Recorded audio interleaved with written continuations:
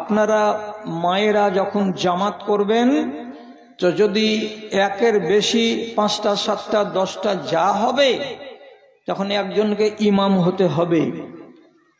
আপনাদের ভিতর থেকে একটা মহিলা ইমাম হয়ে নামাজ পড়াবেন। তা আপনি যদি বেটা ছেলেদের ইমামতি করার মতো করে লাইনের আগে গিয়ে একাই দাঁড়ান আর পিছন দিকে যদি মহিলারা লাইন দাঁড়াই তাহলে এই নামাজটা দুরুস্ত নয়। মায়েরা এমনি করে ইমাম আলাদা হয়ে দাঁড়াতে পাবে না, লাইনের মাঝখানেই ইমামকে দাঁড়াতে হবে, তার ডানে আর তার বামে অন্যান্য মায়েরা বোনেরা লাইন লাগিয়ে থাকবে। এমনি করে যদি আমরা নামাজ পড়ি তাহলে আমাদের নামাজ দুরুস্ত নয়, আর আমাদের মতো করে যদি আপনি নামাজ পড়েন তাহলে আপনাদের নামাজটা দুরুস্ত নয়। তাহলে এখানে একটু তফাৎ হয়ে গেল, ছেলেরা ইমাম হবে আলাদা আর মেয়েদের ইমাম হবে লাইনের মাঝখানে। তো হোক, এত তো কোনো কষ্ট নেই। আর একটা কানুন আপনাকে বলছি, খেয়াল করুন কথার দিকে। রমজান মাসের রোজা আমাকেও রাখতে হয়, আপনাকেও রাখতে হয়, কিন্তু আল্লাহ রাব্বুল আলামিন বলছেন, তার নবীকে দিয়ে বলছেন কি, ইন্নাল্লাহা কাতাবা আলা বানাতে আদম আল মাহিজা।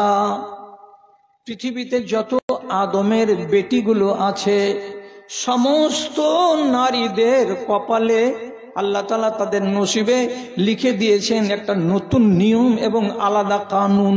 সেটা কি, নারী হয়ে জন্মগ্রহণ করতে গেলেই যেদিন মহিলাটার বয়স 12 বছর হবে, 13 বছর হবে কিংবা 14 বছর হবে, আল্লাহ তাআলা তার নসিবে লিখে দিয়েছেন মাসিক আসা, মাসিক হওয়া। এটা হবে। এটা না হলে পেটের বাচ্চা 10 মাস কিছু খেতে পাবে না। তার জন্য আল্লাহর কুদরত, এই জিনিসটাকে আল্লাহ তাআলা মায়েদের মধ্যে তৈরি করেছেন। আপনি বোন হিসাবে আপনাকে আমি বলছি না, আপনারাকে আমি মা হিসাবে দেখে বলছি। আমার মাকে যেটা আমি ভালোবাসা দিই, আপনাকে ওই ভালোবাসার নজরে দেখে আমি বলছি। আমার মার উপর দিয়ে আপনাকে শিখাচ্ছি।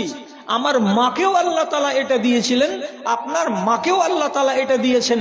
যদি আমার মাকে আল্লাহ রাব্বুল আলামিন মাসিক না দিতেন তাহলে 9 মাস একটা বাচ্চা মার পেটে যে থাকে তো খাবার খাবে কোথা থেকে? এই মরা রক্তগুলো মার পেট থেকে আর বাইরে আসে না 9 মাস। ওই রক্তগুলোকে নাড়ি দিয়ে বাচ্চা তার পেটে ভরে। এই জন্য বাচ্চা জন্ম হওয়ার কালে বাচ্চার নাভির সঙ্গে 4 হাত লম্বা একটা নাড়ি লেগে থাকে, যেটাকে কেটে ফেলে দিতে হয়। ওই নল দিয়ে দিয়ে দিয়ে দিয়ে আল্লাহ তাআলা মরা রক্তগুলোকে আপনারও পেটে পৌঁছেছেন, আমারও পেটে পৌঁছেছেন, আর ওইগুলো আমার শরীরে গেছে। আর ওইগুলো খেয়ে আমি মায়ের পেটে 2 কেজি, সোয়া 2 কেজি, 2.5 কেজি ওজনের হয়েছি। তারপরে দুনিয়াতে এসেছি। আর এই নাড়িটার আর কোনো দরকার নাই। আল্লাহ তাআলা এবার আমাকে মুখ দিয়ে খাওয়াবেন।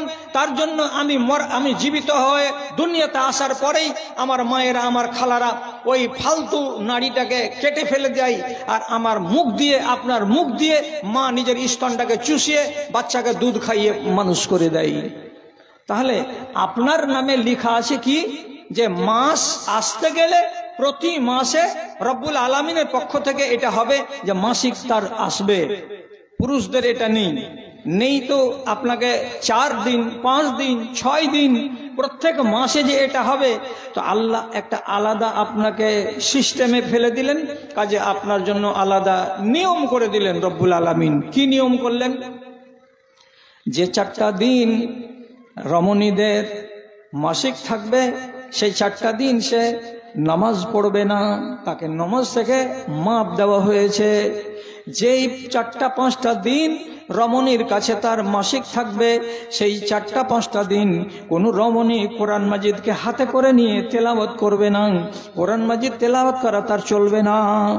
যেই 4টা 5টা দিন রমণীর এই মাসিকটা চালু থাকবে, সেই 4টা 5টা দিন কোনো রমণী মসজিদে আল্লাহর ঘরে প্রবেশ করতে পাবে না। ওখানে নামাজের উদ্দেশ্যেও যাবে না, নিজের কোনো প্রয়োজনে আল্লাহর পাক ঘরের ভেতরে এসে ঢুকতে পাবে না। আলাদা হলো।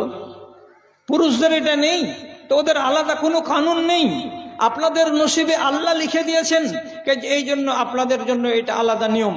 এটা হলে আপনি কোরআন পড়তে পাবেন না, আপনি এটা হলে মসজিদে ঢুকতে পাবেন না, আর আপনার এইটা থাকাকালীন আপনি নামাজ পড়তে পাবেন না, রোজা রাখতে পাবেন না। তাহলে আপনার কানুন তো আলাদা হলো। তা আমি গোড়াতে কি বলেছি? 2-4টা কানুন এমন আছে ছোট ছোট, যেগুলোতে আপনি আলাদা আর আমি আলাদা। এবার আপনার রোজাটি কি হবে? তো এই ব্যাপারে মশলাটাকে জেনে নিতে হবে। সেটা কি?